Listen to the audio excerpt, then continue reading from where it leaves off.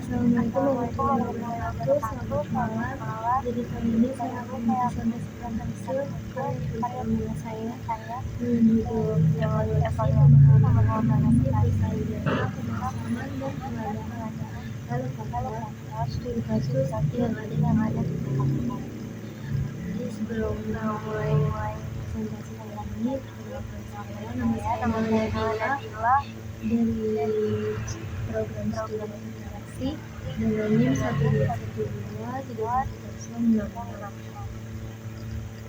Yang terhormat Ibu Islamia Kamil. Jadi kita mulai aja presentasinya.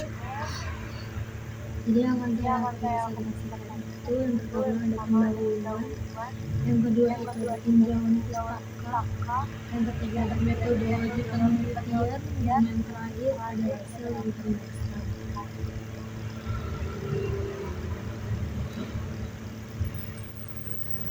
Latar belakang singkat, jadi yang akan saya observasi untuk karya tulis saya yaitu dari Peralatan Nusantara. Akuntansi ini merupakan pilar penting dalam sistem pengelolaan keuangan setiap perusahaan.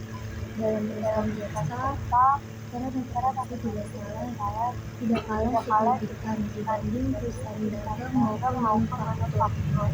Sayangnya masih banyak perusahaan jasa yang belum mampu menerapkan akuntansi secara maksimal karena keterbatasan sumber daya manusia. PT Lepas Nusantara adalah perusahaan yang bergerak di bidang jasa pemasaran dan pengadaan elevator, khususnya untuk proyek gedung baru maupun renovasi. Namun demikian, sistem pencatatan keuangan perusahaan masih dilakukan secara dan belum sesuai dengan prinsip dasar akuntansi yang berlaku umum.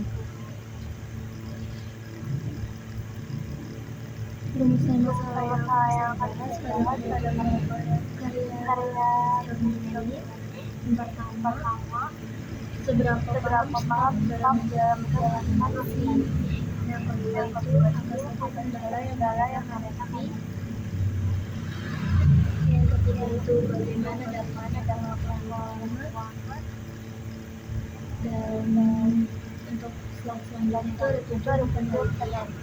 Yang pertama, mengetahui tingkat pemahaman dari akuntansi para sekolah yang ada di PT Lepas Nusantara.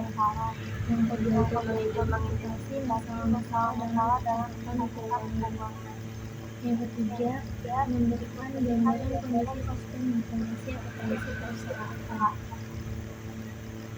Manfaat penelitian ini bagi perusahaan yaitu sebagai bahan evaluasi untuk memperbaiki sistem informasi akuntansi maupun manajemen yang ada pada tersebut. Dan bagi peneliti atau akademik untuk menambah referensi tentang pengembangan akuntansi di perusahaan jasa maupun perusahaan di bidang lain. Batasan masalah yang ada di karya tulis ilmiah ini, yang pertama itu fokus pada satu perusahaan yaitu investasi Nusantara. Yang kedua, menilai pembangunan stok dalam pencatatan dan pelaporan keuangan. Yang ketiga, tidak membahas aspek audit maupun pajak.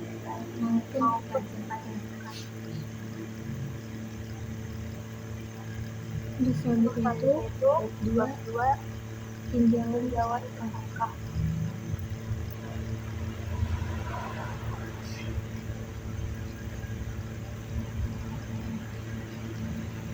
Yang pertama itu ada teori-teori akuntansi yang relevan.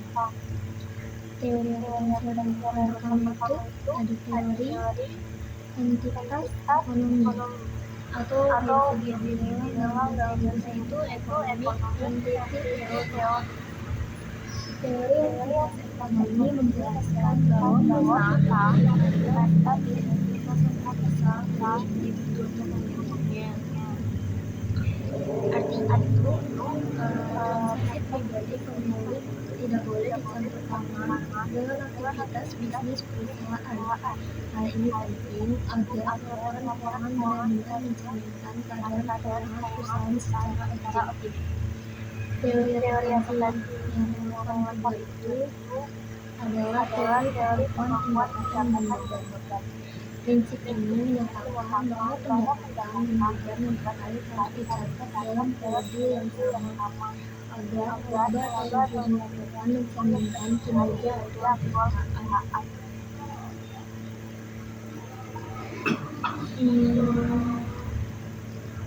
Menurut Kleso, Weygandit, dan Wortel di tahun 2016 menekankan bahwa periodisasi memberikan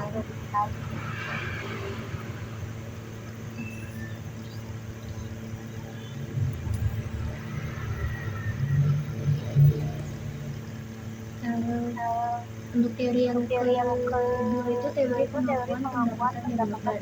Prinsip ini menyatakan bahwa pendapatan dan beban yang terkait harus dicatat dalam periode yang sama agar laba atau rugi yang dilaporkan mencerminkan kinerja perusahaan. Yaitu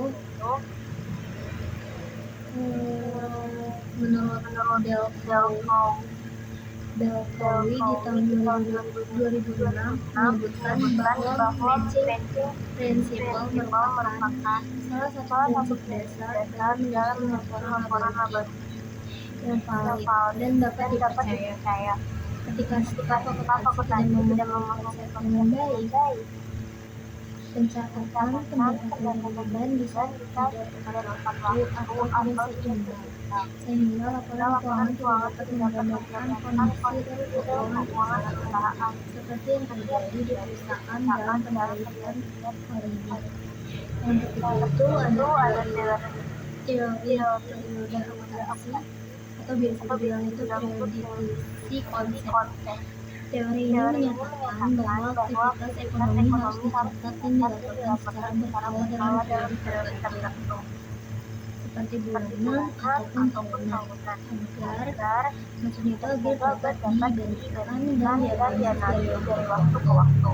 Menurut Weygandit dan Wortel di tahun 2012, dia menekankan bahwa periodisasi memberikan dasar bagi evaluasi kinerja dan pelaporan hasil usaha secara reguler dan koefisien. Lalu teori yang keempat itu ada teori akuntansi keuangan. Teori akuntansi keuangan ini menyusun prinsip-prinsip dan standar yang membentuk dasar penyusunan laporan keuangan yang tidak hanya digunakan secara internal, tetapi juga digunakan oleh pihak eksternal seperti kreditur, investor, dan pemerintah. Penelitian terdahulu terdiri dari berbagai anggapan dalam masing-masing, menunjukkan bahwa sebagian besar pengalaman akuntansi di kalangan usaha kecil dan menengah masih kurang. Umumnya disebabkan oleh latar belakang pendidikan yang kurang relevan, belum pernah mengikuti pelatihan formal, atau belum adanya sistem pencatatan yang standar. Rendahnya pemahaman akuntansi di perusahaan-perusahaan non-akuntansi atau jasa seringkali disebabkan ketidaksiapan sumber daya manusia untuk pendidikan, pengalaman, dan semuanya berperan dalam menentukan mana staf dapat memahami dan menerapkan prinsip-prinsip dasar akuntansi.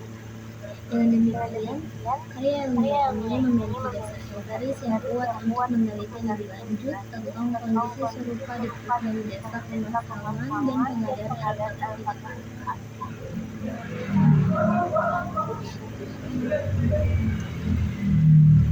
Jadi penelitian terdahulu yang pertama itu ada dari Sari dan Wulandari di tahun 2019. Penelitian oleh Sari dan Wulandari ini dilakukan di usaha mikro kecil dan menengah atau Surabaya, menunjukkan bahwa pembangunan akuntansi di kalangan UMKM ini tergolong rendah juga. Hal ini sebagian besar disebabkan biasanya oleh keterbatasan pendidikan formal dalam bidang akuntansi dan minimnya pelatihan yang mendalam mengenai pengelolaan keuangan. Dalam studi tersebut, peneliti menemukan bahwa sebagian besar pelaku usaha tidak mengetahui cara menyusun laporan rugi, neraca, dan mengetahui hal ini relevan dalam kondisi perusahaan dalam penelitian ini, di mana staf yang mengelola akuntansi dan keuangan bukan berasal dari latar belakang pendidikan akuntansi tinggi, melainkan hanya mengendalikan pelatihan singkat atau pengalaman terbatas di lapangan. Kerangka pemikiran akuntansi itu bukan hanya kegiatan mencatat transaksi, melainkan proses sistematis untuk mengumpulkan informasi keuangan yang dapat digunakan dalam pengambilan keputusan. Pemahaman terhadap akuntansi menjadi krusial, terutama di perusahaan jasa yang mengalami aliran kas, transaksi proyek, serta tanggung jawab terhadap laporan keuangan pada pihak internal maupun eksternal. Kerangka pemikiran dalam penelitian ini mencoba melihat hubungan antara latar belakang sumber daya manusia variabel bebas dengan tingkat pemahaman akuntansi yang berdampak pada kualitas pencatatan keuangan. Evaluasi ini bertujuan untuk menggambarkan kondisi aktual dan memberikan masukan terhadap perlunya peningkatan kompetensi akuntansi secara sistematis.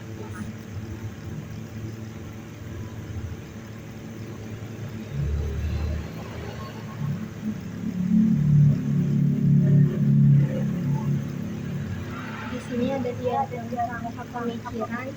Yang paling atas itu adalah pendidikan SDM yang menangani akuntansi. Latar belakang SDM yang menangani akuntansi di sini, pendidikan terakhirnya, lalu ada pengabdiannya, terus latar belakang pelatihan akuntansinya, terus di bawahnya itu ada tingkat pemahaman akuntansi yang terdiri dari kemampuan teknis, pemahaman prinsip dasar akuntansi, dan penerapan standar akuntansi pada perusahaan tersebut. Lalu di bawahnya itu ada kualitas pencatatan dan laporan keuangan. Biasanya kualitas itu seperti kepatuhan dalam pencatatan, kekuatan laporan, serta kepatuhan standar. Jadi untuk kerangka pemikiran ini, penelitian ini menilai bagaimana latar belakang SDM mempengaruhi pemahaman akuntansi yang pada akhirnya akan berdampak langsung terhadap kualitas laporan keuangan perusahaan. Dalam pendekatan deskriptif, peneliti tidak menguji hubungan kuantitatif, namun memberikan gambaran menyeluruh yang dapat dijadikan pijakan dalam pengambilan keputusan manajerial. Untuk selanjutnya itu adalah bagian hipotesis penelitian. Hipotesis deskriptif dalam penelitian ini digunakan sebagai acuan untuk menggambarkan kasus nyata terkait tingkat pemahaman akuntansi perusahaan jasa, pemasangan, dan pengadaan elevator di Jakarta. Dugaan awal ini disusun berdasarkan permasalahan yang ditemukan di lapangan seperti terbatas formal akuntansi dari para staf yang menjalankan pencatatan keuangan serta kurangnya pelatihan teknis yang sesuai dengan standar akuntansi yang berlaku.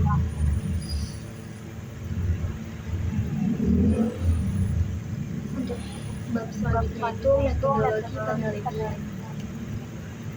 Bab ini menjelaskan pendekatan dan langkah-langkah sistematis yang digunakan dalam penelitian ini. Metodologi yang dipilih bertujuan untuk mendapatkan gambaran mendalam mengenai tingkat pemahaman akuntansi staf di PT LPS Nusantara dengan memadukan data kualitatif dan deskriptif.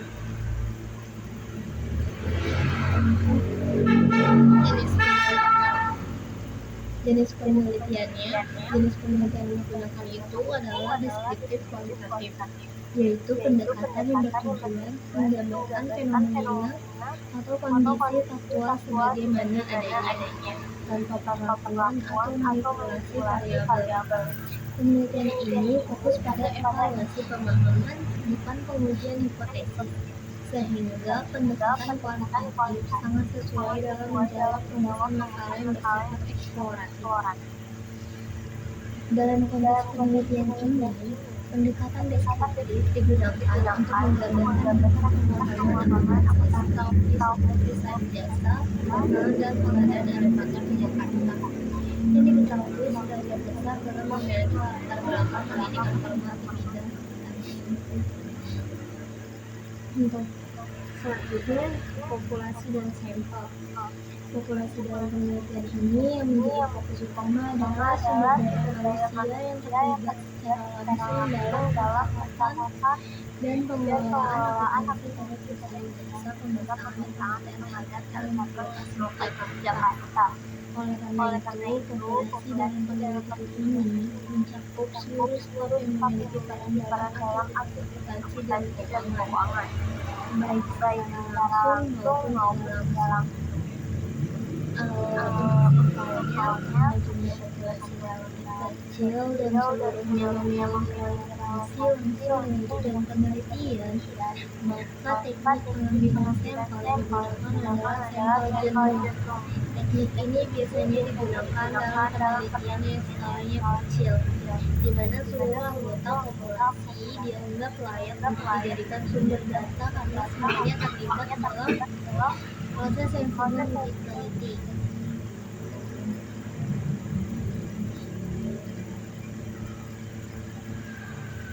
Untuk selanjutnya itu ada data dan sumber data. Yang pertama itu dalam penelitian ini data digunakan berasal dari sumber, yaitu data primer. Yang kedua itu ada data sekunder. Yang kedua ini saling melengkapi untuk memberikan gambaran yang tepat untuk menilai pemahaman kompetensi di perusahaan yang akan diteliti. Pertama itu data primer, diperoleh langsung dari para responden melalui penyebaran kuesioner dan observasi lapangan. Responden terdiri dari stakeholder pengambil keputusan keuangan, perusahaan jasa pemasaran dan pengadaan menjadi objek penelitian. Data ini bersifat langsung karena diambil dari pemahaman serta pandangan mereka terhadap topik kompetensi yang mereka gunakan sehari-hari. Dengan pendekatan ini, peneliti berusaha menggali kondisi nyata yang sedang berlangsung di dalam perusahaan tanpa campur tangan atau modifikasi. Yang kedua itu ada data sekunder. Data sekunder diperoleh dari berbagai dokumen perusahaan yang relevan, seperti laporan keuangan sederhana, catatan transaksi manual, serta arsip internal yang akan memberikan informasi tambahan mengenai transaksi yang selama ini dijalankan perusahaan tersebut. Selain itu, peneliti juga menggunakan referensi dari teks, jurnalnya, dan artikel terpercaya yang membahas teori dasar akuntansi serta praktik akuntansi di sektor usaha jasa sebagai bahan pembimbing dan penguatan. Kombinasi antara data primer dan sekunder ini diharapkan dapat memberikan gambaran yang lebih kaya dan realistis mengenai bagaimana pemahaman perusahaan terbentuk, serta bagaimana hal tersebut tercermin dalam sistem pencatatan dan pelaporan yang dijalankan di perusahaan tersebut. Selanjutnya itu ada bagian pengumpulan data. Teknik pengumpulan data di sini terdiri dari 3. Yang pertama itu ada kuesioner, observasi, dan wawancara. Kuesioner teknik pertama yang dimana kita akan melakukan penyebaran kuesioner kepada staf yang ada di perusahaan PT maupun lembaga. Kuesioner ini berisi serangkaian pertanyaan tertutup maupun terbuka untuk mengetahui sejauh mana pemahaman staf yang ada di perusahaan tersebut mengenai sistem akuntansi. Nah, yang kedua itu ada wawancara. Wawancara di sini bersifat informal yang dilakukan sebagai tambahan, terutama kunci seperti staf akuntansi dan direktur keuangan. Wawancara ini tidak bersifat formal atau terstruktur. Yang ketiga itu ada observasi yang dilakukan secara informal selama beberapa hari untuk melihat bagaimana proses akuntansi berlangsung dalam hari-hari.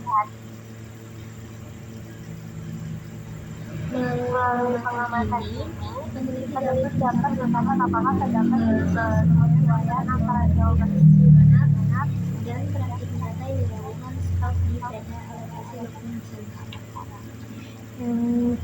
Selanjutnya itu ada teknik analisis data. Teknik analisis data yang pertama itu adalah analisis deskriptif kualitatif.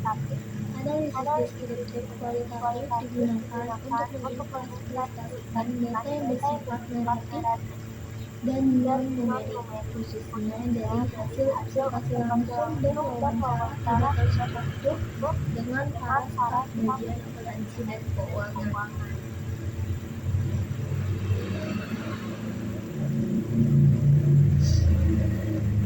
Yang kedua itu ada analisis deskriptif kuantitatif. Analisis kuantitatif dilakukan oleh analisis kuantitatif dilakukan terhadap data yang diperoleh dari instrumen kuesioner yang menggunakan skala lingkaran 1-5. Teknik ini bertujuan untuk mengukur secara numerik tingkat pemahaman responden terhadap berbagai aspek akuntansi.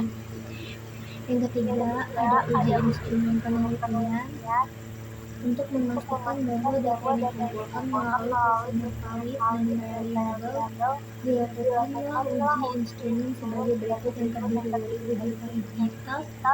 Yang kedua itu ada uji reliabilitas. Uji validitas dilakukan dengan menggunakan teknik korelasi atau bisa dibilang person product moment. Setiap pertanyaan dikorelasikan dengan respon. Dia dianggap valid jika nilai korelasinya lebih besar dari pada taraf signifikan 5%.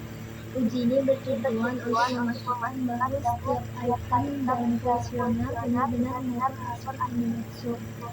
Lalu uji reliabilitas ini dilakukan dengan metode alpha.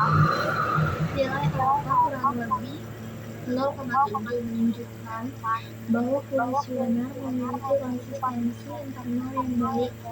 Artinya, jawaban responden terhadap berbagai item memiliki pola yang stabil dan dapat dipercaya. Lalu yang keempat itu triangulasi data sebagai upaya meningkatkan keabsahan validitas internal. Hasil penelitian dilakukan teknik triangulasi, yaitu dengan membandingkan dan mengkonfirmasi hasil dari ketiga sumber data. Yang pertama itu tiga sumber datanya, apakah yang dikatakan dalam kuesioner sesuai dengan yang dianggap di lapangan. Yang kedua itu apakah tanda-tanda dalam wawancara memuatkan data kuantitatif. Dan yang terakhir, apakah ada inkonsistensi antara pemahaman teoritis dan praktik yang dilakukan. Yang terakhir ada visualisasi dan penguatan analisis. Dalam mendukung interpretasi data, peneliti juga menggunakan tabel referensi dan grafik data membaca untuk memvisualisasikan hasil kuantitatif. Yang keempat, ada hasil dan pembahasan. Yang pertama, deskripsi data. Bab ini menyajikan hasil penelitian yang dikumpulkan melalui kuesioner, observasi langsung di lapangan, wawancara dengan staf keuangan, serta dokumentasi internet perusahaan. Setiap temuan dianalisis untuk mengukur sejauh mana pemahaman akuntansi telah dilakukan oleh staf dan sejauh mana sistem pencatatan keuangan mengambil standar dasar akuntansi. Penekanan utama diberikan pada hubungan antara latar pendidikan, pengalaman, dan kondisi aktual implementasi akuntansi di perusahaan.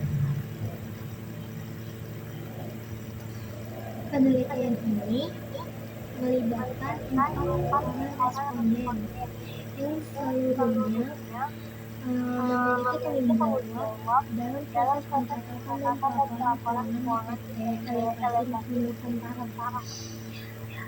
Keempat responden tersebut terdiri atas satu frekuensi berlatar belakang logis SMK dan setiap keuangan umum tanpa latar belakang pendidikan profesi. Dan ada satu direktur keuangan yang memperoleh pengetahuan asuransi secara informal melalui pelatihan SMK. Data diperoleh melalui kuesioner tertutup, observasi langsung, dan wawancara informal mengenai persepsi dan pengalaman mereka dalam akuntansi di tempat kerja.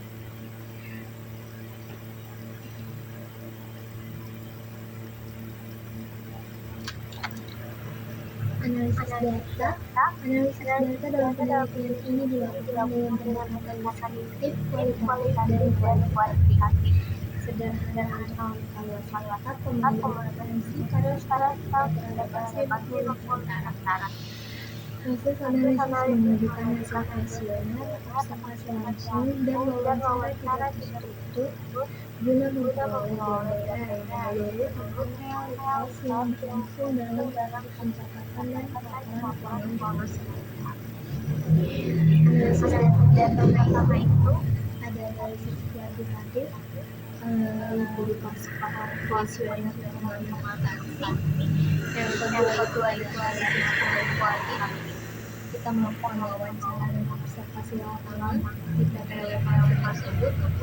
Yang ketiga itu ada triangulasi data, konsistensi, dan kesesuaian temuan yang ada di perusahaan tersebut. Dan terakhir ada visualisasi data. Ini penjelasan analisis kuantitatif, yaitu skor kuesioner akuntansi yang ada di PPLM Makmur Nusantara. Jadi yang pertama itu ada pencatatan transaksi dengan skor rata-rata 3,25 atau dalam persentasenya itu sebesar 65%. Bisa kita bilang prestasinya itu masih memang cukup. Dan yang kedua itu ada klasifikasi akur dengan skor rata-rata 2,75 dan presentasi 55%. Bisa dibilang prestasinya masih kurang. Yang ketiga itu ada penyusunan laporan keuangan. Skor rata-rata itu ada 2,50, presentasinya itu 50%. Interpretasi yang bisa kita dapatkan itu masih tergolong kurang. Yang keempat ada pemahaman istilah akuntansi dasar. Skor rata-ratanya itu 3, presentasinya itu 60%. Bisa dibilang prestasinya itu masih cukup. Dan terakhir itu ada penggunaan software akuntansi sebesar 2,25. Presentasinya itu 45% atau bisa dibilang masih tergolong rendah.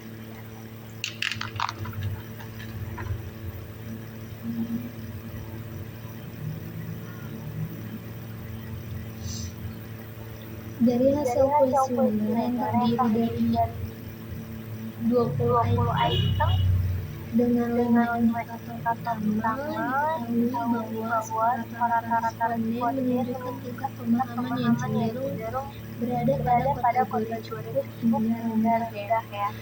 Lalu indikator pencatatan transaksi itu memperoleh skor tertinggi sebesar 65% atau 2,25, mengindikasikan bahwa sebagian staf sudah cukup terbiasa melakukan pencatatan transaksi sehari-hari. Namun pada indikator lainnya seperti klasifikasi akun, penyusunan laporan keuangan, serta pemahaman istilah dasar akuntansi, terlihat bahwa pemahaman staf belum merata dan masih memerlukan pembinaan yang lanjut. Terendah yang paling rendah itu adalah penggunaan software akuntansi dengan skor hanya 2,25 atau bisa dibilang dalam presentasi 45%. Hal ini menunjukkan bahwa belum ada penerapan sistem digital akuntansi secara optimal, yang kemungkinan disebabkan oleh keterbatasan pelatihan maupun kurangnya fasilitas pendukung perusahaan. Ketergantungan terhadap metode manual juga tercermin dari hasil observasi yang menunjukkan masih digunakannya buku kertas dan jurnal dalam bentuk tulis tangan. Selanjutnya itu ada analisis kualitatif. Kita melakukan wawancara dan observasi lapangan. Dalam mengumpulkan data, dilakukan juga wawancara informal untuk memahami persepsi para staf terhadap pentingnya akuntansi dan tantangan yang mereka hadapi. Peneliti melakukan wawancara kepada beberapa staf yang terlibat langsung dalam proses pencatatan keuangan di PT Reaksi Nusantara.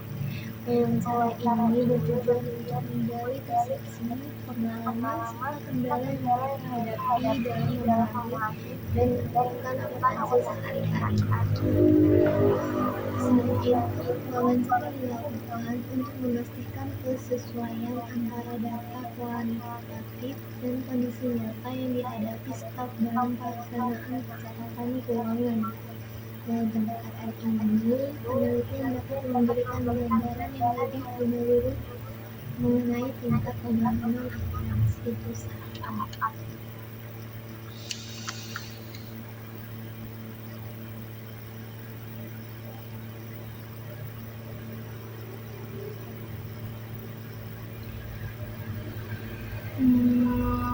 Pendalaman wawancara informal menghasilkan 4 tema utama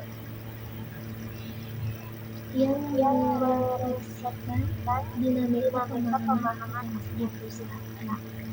Tema pertama adalah kesulitan dalam klasifikasi akun. Lalu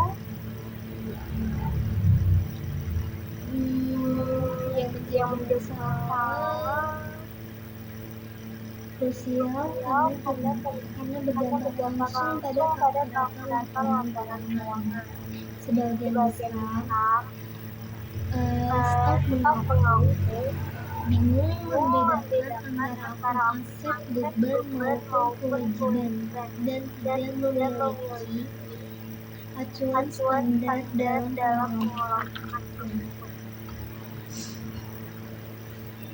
Pertanyaan yang saya lakukan pada saat wawancara itu, apakah Anda mengalami kesulitan dalam membedakan akun seperti aset, beban, atau kewajiban?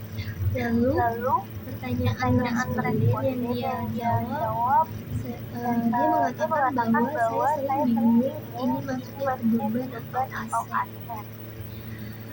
Jadi interpretasi yang dapat saya simpulkan dari temuan ini, pemahaman klasifikasi akun masih rendah dan menyebabkan potensi kesalahan pencatatan pada laporan keuangan. Yang kedua itu ada ketergantungan pada pengalaman kerja dan pertanyaan yang saya ajukan itu, bagaimana Anda mempelajari pencatatan akuntansi selama bekerja? Apakah melalui pendidikan informal? Apakah melalui pendidikan formal atau batas pengalaman kerja saja? Terus responden menjawab, saya belajar dari pengalaman dari sekolah. Karena di sekolah hanya diajarkan teori dan praktik berdasarkan materi, bukan di dunia kerja.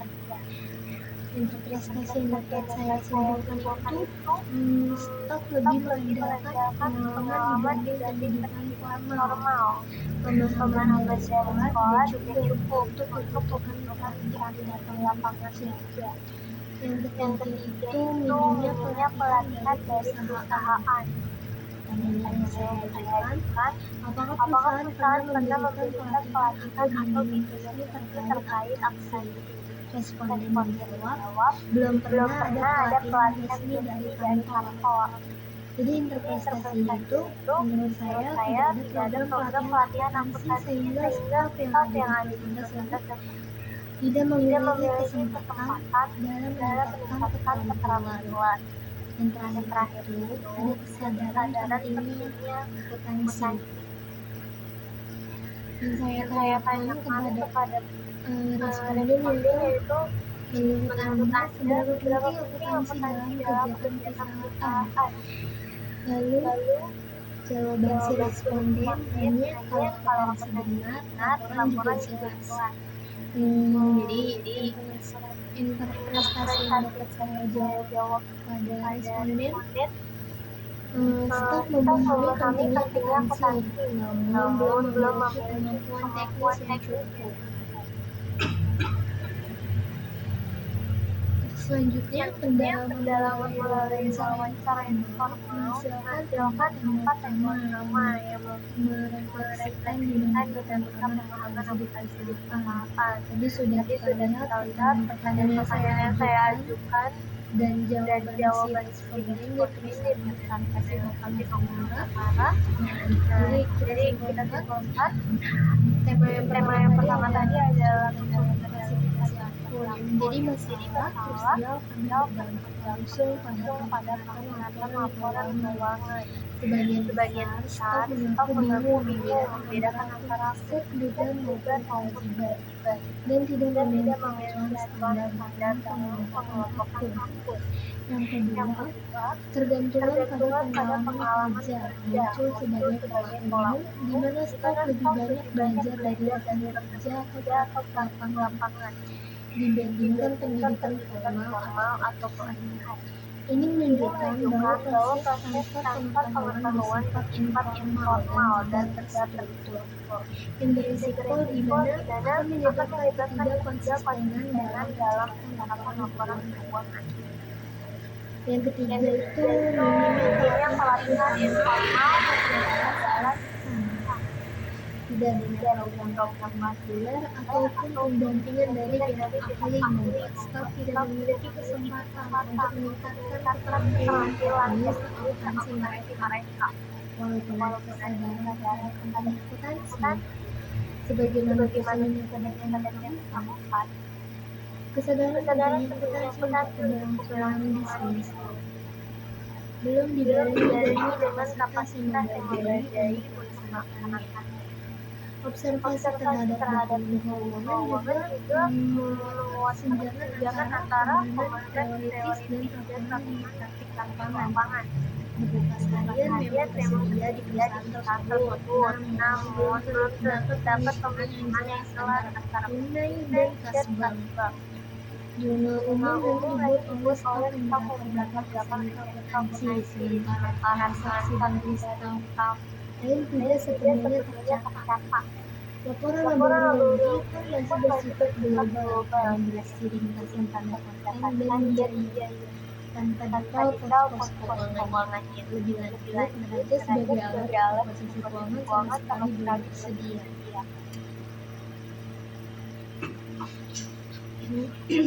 Selanjutnya itu ada kumulasi data, kemudian konsistensi dan kesesuaian temuan.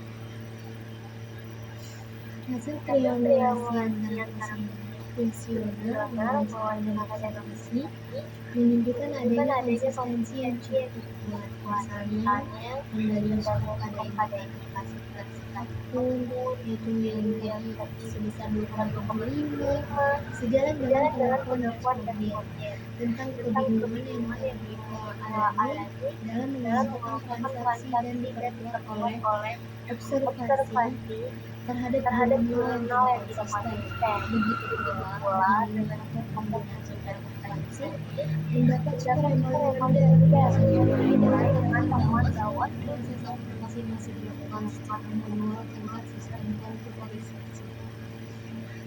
Secara keseluruhan, analisis ini menegaskan bahwa tingkat pemahaman akuntansi staf pekerjaan Nusantara masih belum memadai dalam aspek teknis maupun konseptual. Meskipun ada baik dan dasar dan staf, namun paling frekuensi berupa pelatihan dan pembinaan sistem, maka potensi kesalahan dalam catatan dan perlakuan laporan. Analisis tentang ini dari hasil triangulasi data berupa kuesioner, wawancara, dan observasi dapat disimpulkan bahwa sistem akuntansi yang berkaitan dengan bebas informasi sementara masih sangat dasar. Beberapa temuan utama yang pertama tidak adanya SPP untuk mencatatkan keuangan, yang kedua itu transaksi kas dan barang tidak dipisahkan secara sistematis, dan yang ketiga tidak digunakan sistem jurnal dan buku besar dalam pencatatan, dan yang terakhir itu pengalaman staf sangat tergantung pada pengalaman pribadi, bukanlah pelatihan formal.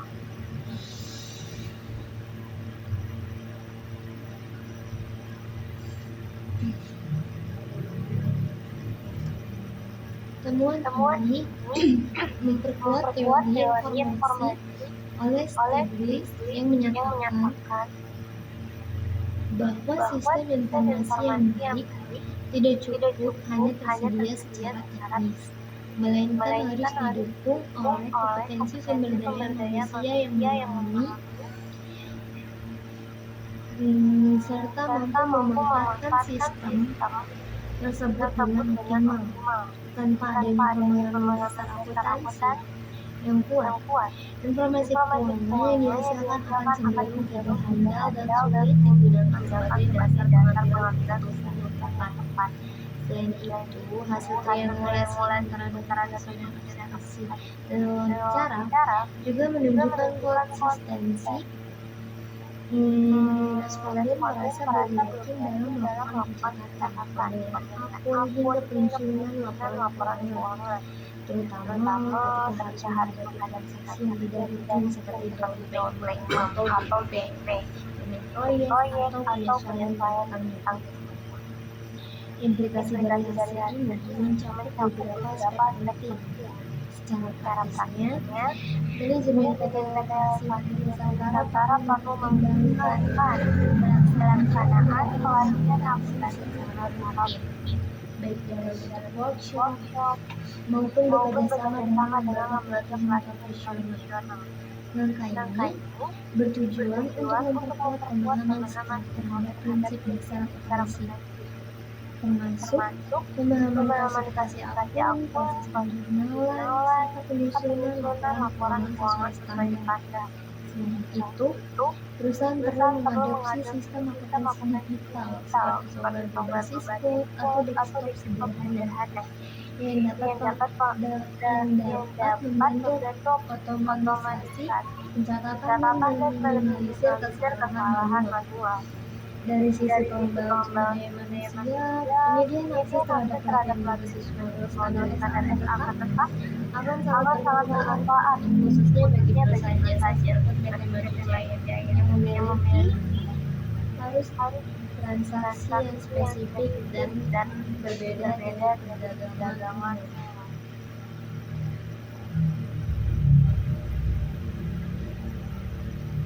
Dari perspektif akademik, hasil penelitian ini menguatkan pandangan bahwa pendidikan dan pengalaman usaha memiliki pengaruh positif terhadap penerapan akuntansi. Sebagaimana telah dikemukakan dalam penelitian di Pekanbaru dan Semarang. Sementara itu, pelatihan akuntansi hanya akan bila dirancang secara kreatif dan dilakukan secara berkualitas.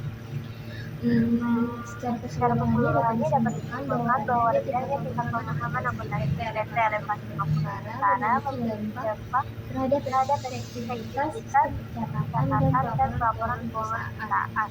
Untuk itu, intervensi berupa peningkatan kompetensi staf dan modernisasi sistem pencatatan sangat diperlukan agar perusahaan menyajikan laporan keuangan yang akurat, andal, dan dapat digunakan sebagai data pengambilan keputusan yang strategis dalam mendukung keberlanjutan usaha.